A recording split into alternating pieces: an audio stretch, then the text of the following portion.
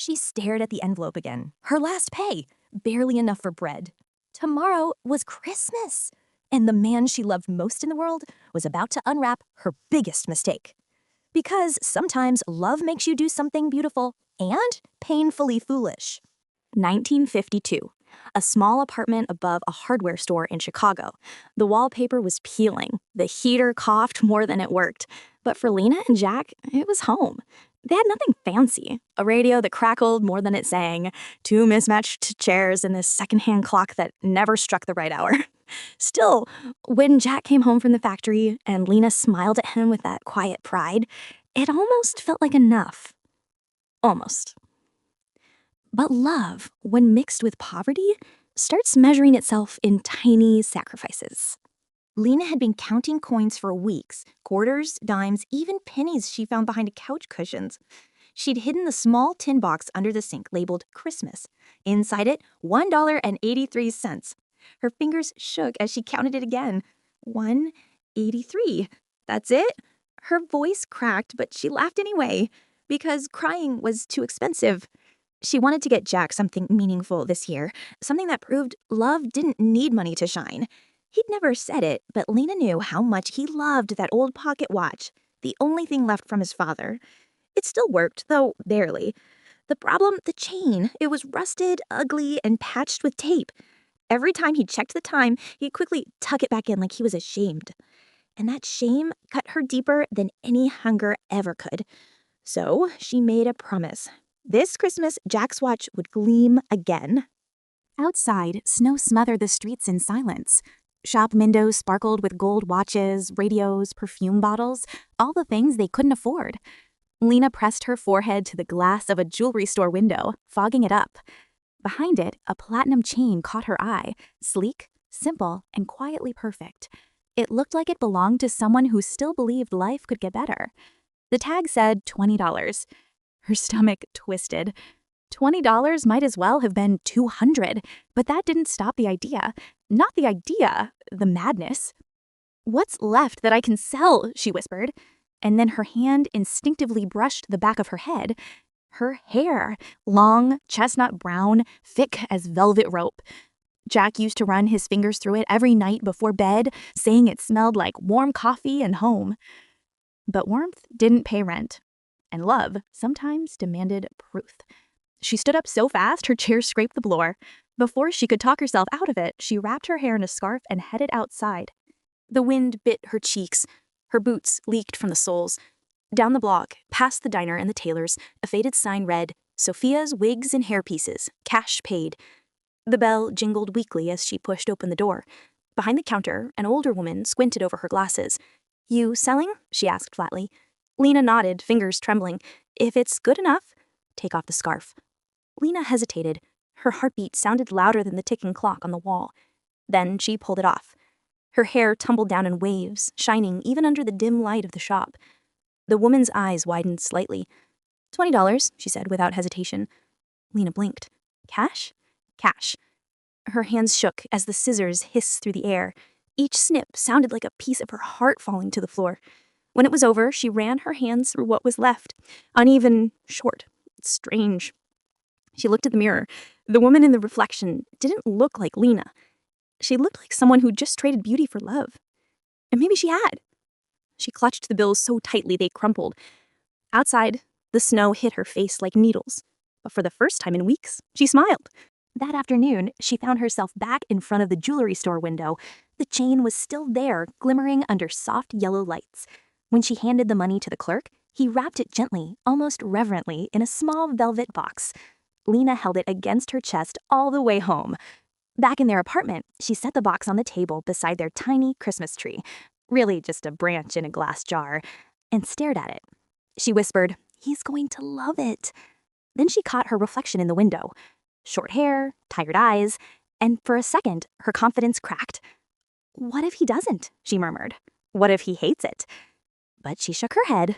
No, he'll understand. She had to believe that. She had to. That night, she reheated soup and waited for Jack to come home. Every tick of the crooked wall clock felt like a heartbeat in her throat.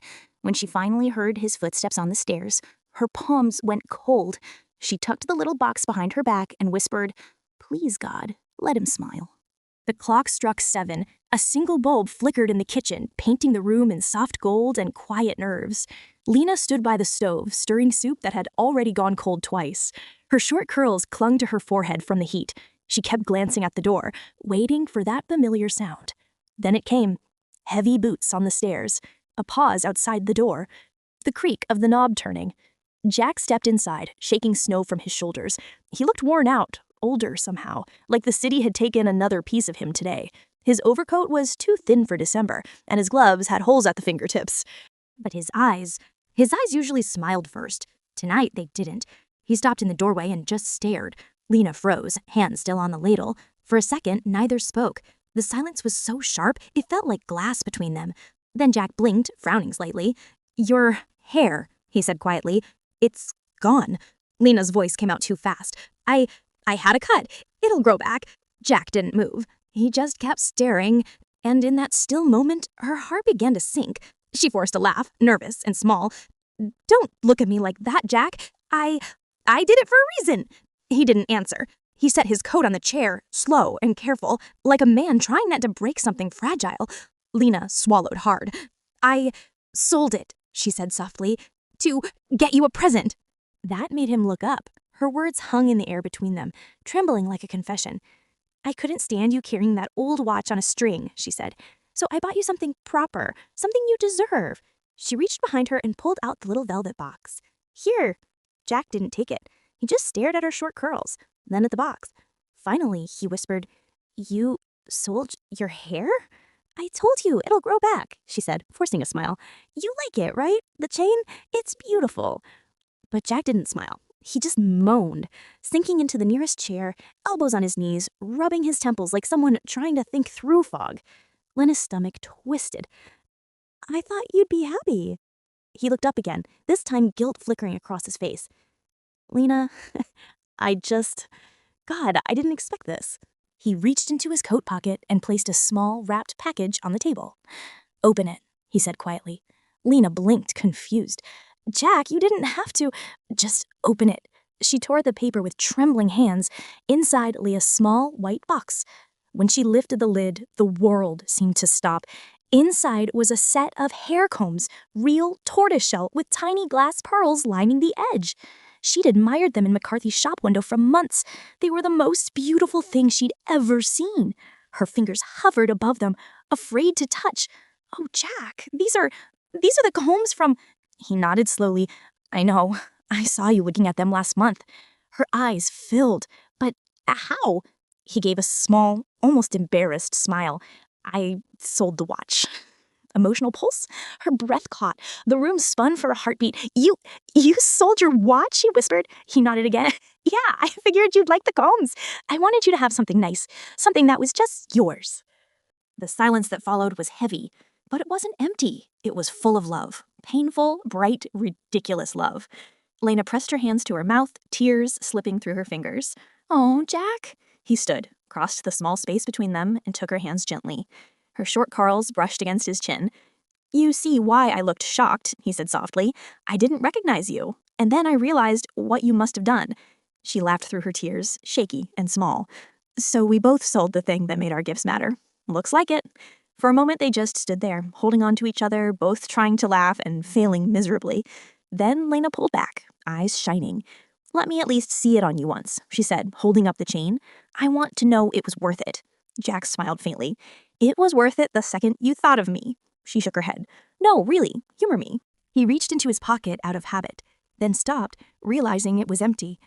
They both laughed again, this time through the ache. It wasn't the laughter of joy. It was the laughter people use when they realize love can be both cruel and sacred at once. Lena placed the chain on the table beside the combs. Two gifts that couldn't be used. Two hearts that refused to regret it. She looked at the combs again, tracing their edges. "I used to think love was about what you could give," she whispered. "Turns out it's about what you're willing to lose." Jack brushed his thumb along her cheek. "Then we're the richest people in Chicago." Outside, a car horn honked somewhere down the street. The world moved on, unaware of the tiny miracle happening in that cramped apartment. The soup on the stove had gone cold again, but neither cared. Jack pulled her close and kissed her forehead. I love you, he said simply. Lena closed her eyes. Even without the hair? Especially without it. For the first time that night, she laughed, really laughed, and it sounded like a promise. They ate by the window, sharing soup and silence. Snowflakes brushed against the glass, glowing under the street light. Later that night, when Jack had fallen asleep, Lena sat up in bed. The chain and combs rested side by side on the dresser, gleaming faintly in the dark. She smiled at them, two useless gifts that somehow meant everything. Then she reached for her notebook and scribbled a few words on the last page. We both gave up what we loved and found what mattered most. She tore the page out and tucked it under the combs. Maybe one day, when her hair grew long again, she'd wear them. Maybe one day Jack would buy another watch. But tonight, they already had more than most people ever would, because what they gave away had only made their love louder. When morning came, sunlight slipped through the curtains, painting the room in soft gold. Lena woke to the smell of coffee. Jack was already dressed, humming quietly as he poured it into 2 chipped mugs. He looked at her and smiled. Your curls are sticking up like a halo, he teased. Guess I'm your Christmas angel now, she said sleepily. He grinned. You've always been that. They sat at the table, hands wrapped around warm cups.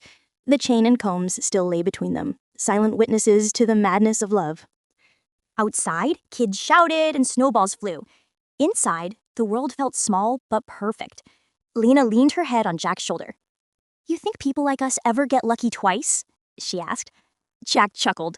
We already did. How? We found each other. And in that quiet room above the hardware store, surrounded by everything they didn't have, that felt like the only truth that mattered. The morning light had softened everything. Even the cracks in the ceiling seemed gentler now. Jack had already left for his early shift, leaving behind a note on the kitchen table that read, Don't wait up tonight. I'll be late, but I'll bring something sweet home. Lena smiled when she found it. He'd draw a tiny heart under his name, the same way he used to when they first met. She touched the ink, still faintly smudged from his thumb, and for a moment she let herself believe life could stay this way forever. Simple, fragile, but filled with a quiet kind of gold. But sometimes the greatest gifts life gives you are the ones you can never spend. All day, Lena kept glancing at the combs on the dresser. They glowed softly in the afternoon sun, catching specks of light like they were made of captured hope. Her short curls barely brushed her jawline. She reached up to touch them, half laughing at how they still felt unfamiliar.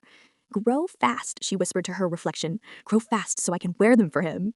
Then she shook her head, smiling. He'd already seen the best part, the reason behind it, and that, somehow, felt enough. That evening, Jack returned, his coat dusted with snow and his cheeks pink from the cold.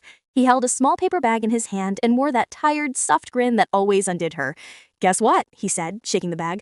Got us 2 donuts. Real ones, from the bakery, not yesterday's leftovers.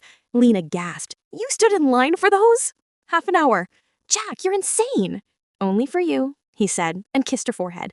They sat at the table, the donuts between them like treasure. Steam rose from their coffee mugs. It wasn't a feast, but for them, it might as well have been. After a few bites, Lena spoke softly. Jack, do you ever regret it? He looked up. Regret what? Selling the watch. I mean, it was your father's, your grandfather's. He leaned back, wiping sugar from his fingers. Nah, that thing told time, but it never told me what to do with it. I think I made the right call. She smiled, but her eyes shimmered. Sometimes I miss my hair, not because it was pretty, just because it made me feel like myself. Jack reached across the table, taking her hand. Lena, you look more like yourself now than ever. That hair didn't make you who you are. You did. Her throat tightened. She couldn't look away. In that moment, she realized love doesn't need to be dressed in gold or wrapped in long hair. It just needs to stay. They cleared the table, laughing about nothing in particular. Jack started humming along with the radio, a low tune full of warmth. Then his gaze drifted toward the dresser. The combs caught the lamplight again. He walked over, picked one up, and turned it in his hands. Funny, he said quietly. I used to think buying something beautiful for you would make me a better man. Lena tilted her head. And now? Now I think giving you everything I could, even if it means having nothing left, that's what made me love you more. She smiled. So we're both fools then. The best kind. They both laughed, that soft kind of laughter that comes only after tears. Later that night, when the world had gone still again, Lena took one of the combs and set it beside the chain. Two simple objects side by side, useless yet perfect. She stared at them for a long time before whispering, "I hope someday someone understands what these really mean." Jack, half asleep, murmured, "They will." The snow kept falling outside, wrapping the world in quiet. The city's noise faded into a soft hum. Cars, footsteps, laughter somewhere far away. Inside that little apartment, two hearts had already found everything they needed. No wealth, no luxury, just understanding. The kind that can't be bought, only earned. The next morning, Lena wrote a small note and pinned it to the wall near the door. It read, "If love ever feels too small, remember, it's only because we're trying to measure it in things." She smiled as she stepped back, looking at it. Then she turned toward the window, watching the street below come alive with holiday rush. Families carrying packages, kids chasing each other through the snow. For a brief moment, she wished she could tell them, "Don't wait until you have everything to give something." But she didn't need to. Some lessons the world has to learn by itself. That evening, as twilight painted the sky orange and silver, Jack lit the small Christmas tree on their table. The chain hung from one branch, catching the glow of the lights. The combs rested beneath it like tiny crowns. He poured 2 cups of cocoa and handed one to her. They clinked mugs like a quiet toast. "To what?" she asked. "To being ridiculous," he said with a grin. Lena laughed. "To being ridiculous, then." They sat there, sipping cocoa in the fading light, wrapped in the kind of silence that felt full, not empty. And then, as if the universe wanted to close the scene gently, the radio in the corner began playing a carol. The tune was old, worn, but full of peace. Jack reached over and turned the volume down. "Too loud?" Lena asked. He shook his head. "No, just want to hear you breathe." Her cheeks flushed. "You're Cordy, and you love it." "Yeah, I do." Because love, real love, isn't loud. It's the quiet between two heartbeats when you finally stop worrying about tomorrow. They were foolish, yes, but they were the wisest kind of fools, the kind who give without keeping score, the kind who understand that the worth of a gift isn't in its price, but in the heart that offered it. Long after the combs lost their shine and the chain gathered dust, what stayed alive was their choice to love when there was nothing left to give. And for that, they were the richest souls in their little corner of the world. The lights dimmed, the snow kept falling, and somewhere between laughter and silence, the two foolish hearts of Lena and Jack became something eternal. Not a story of loss, but of love that had finally learned what enough truly meant. Maybe you've heard stories like theirs before. Two people in love, giving up what they have for each other. It sounds simple, almost naive, but if you've ever truly loved someone, you know how heavy that kind of choice really is. Because love isn't about grand gestures. It's about those quiet, impossible moments where your heart whispers, "I'd rather lose something precious than see you go without." That's what Lena did. That's what Jack did. They both traded the things that made them feel proud, her hair, his watch, because pride doesn't stand a chance against love. And yet, what they ended up giving wasn't the gift in the box. It was themselves. When you strip it down, love has always been an act of surrender. We think it's about what we can hold on to, but it's really about what we're brave enough to let go of. Raina didn't just lose her hair. She gave away her sense of beauty to protect his sense of dignity. Jack didn't just sell a watch. He gave away a piece of his family's history to make her feel seen. And in the end, they both discovered something people spend entire lifetimes chasing. That when you give without keeping score, you don't end up empty, you end up free. I know, it's easy to say, "Oh, it's just a story."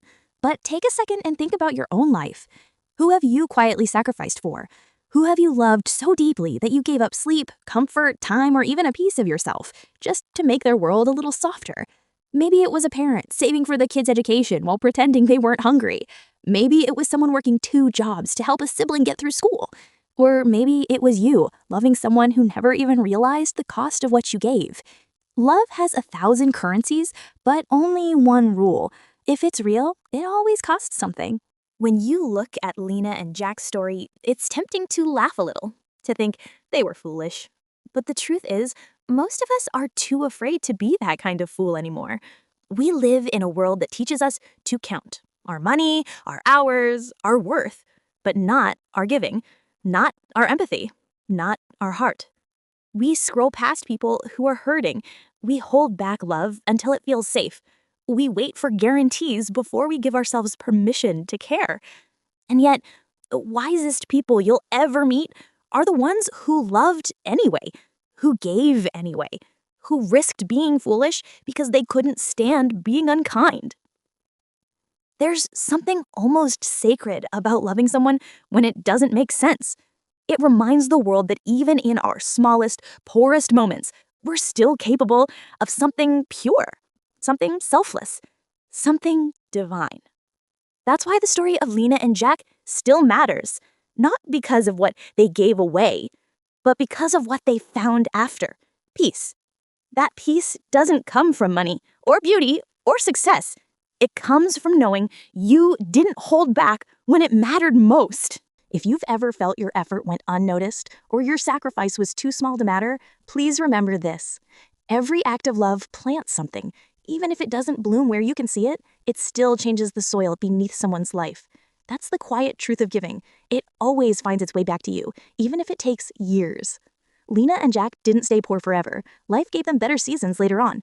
But the story the world remembers isn't the one where they finally bought new things. It's the one where they gave up the only things they had just to see the other person smile. That's what made them rich. That's what makes anyone rich. Because love isn't measured in what you keep. It's measured in what you're willing to lose and still call it joy. Maybe you're listening to this right now and thinking, I don't have anything left to give. But here's the secret. You always do. A kind word, a patient heart, a moment of forgiveness that you thought you couldn't afford. Those are the things that build invisible bridges between people. Those are the gifts that can't be bought and can never be taken away. So tonight, before you go to bed, maybe take one small breath and think, who in your life deserves to feel loved a little more freely? And then, don't wait. Don't wait until you have more money, more time, or more courage. Just start. Because the most meaningful gifts never come wrapped in perfect timing. They come wrapped in intention. If you loved someone deeply once and they never thanked you, this story is your reminder. It still mattered. You still mattered.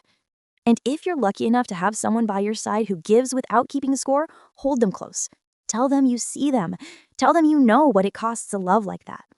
Because one day, when the noise fades and the lights go out, the only wealth that will stay with you is the love you dared to give away.